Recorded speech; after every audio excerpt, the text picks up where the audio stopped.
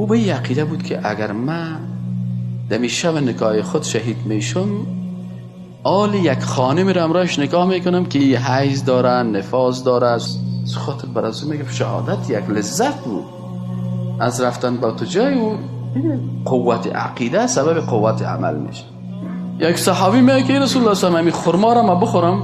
رسول الله صلی الله علیه و آله میگه که تو اگر شهید شوی از این که خرمای مدینه منوره را عجوا میگفتن که بسیار میگفتن خرمای بسیار زیبا و خوبش بود و کسی که صبحانه 7 دانه از او بخوره از سحر و از زهر و گپا نجات پیدا میکنه.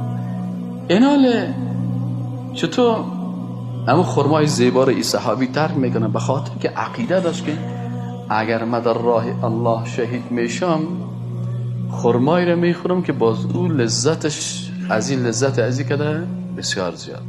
پس انسانی که عقیده قوی داشت میفهمه که در اسلام نقص نیست. والله میفهمه که در بندیگری نقص نیست. حالا ما تو نقص کردیم یا کسایی که بندیست؟ ما تو نقص کردیم. او کسی که بندیست خدا نقص نیست. ما تو که مثلا خوب آمد و خدا کریم چرب میکنیم و او قمچین میخورن، ما تو نقص کردیم یا او نقص کرده؟ او نقص نکرده، چون او هر قمچینش دلیل است پیش الله که به خاطر کلمه توحید لط خورده. وجود ازی در روز قیامت بر شهادت میده که یا الله اینمی قسمت وجود ما به خاطر تو آسیب دید توسط دشمنای اسلام. قوت ایمان انسان قوت عمل میبخشه. مجاهد تا که ایمان خدا قوی نسازه در جهاد رفتن نمیتونه. جوان بر خود 200 قسم دلیل جور میکنه، برای بیغیرتی خود دلیل جور میکنه، از قرآن دلیل پیدا میکنه. اما اگر با عقیده قرآن خواندی باز او دیگه چیز برای تو درس میده.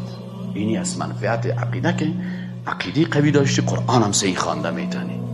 عقیده ضعیف داشتی اما قرآن هم غلط تفسیر میکنی، مثل علمای بنی اسرائیل. ضعف عقیده است که آدم به غلامی میکشونه. ملایی که عقیده نداره گپ زدن نمیتونه. اگر عقیده قوی داشتی غیرت هم پیدا میکنی، شهامت هم پیدا میکنی. برای قاتل گفته میتونی قاتل هستی، برای جنایتکار گفته میتونی که تو خودت جنایتکار هستی، برای امریکایی در پیشروش میگی که تو تروریست هستی. چون عقیدت قوی است. اگر کشته شو ناس کردی نه خدایا به خاطر ازی که دشمن تو را بد میدیدم مرا کشت، الله برات عزت میده. چرا؟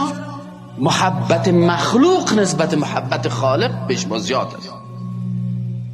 محبت خالق که در قلبت بود کل دنیا خفه شود،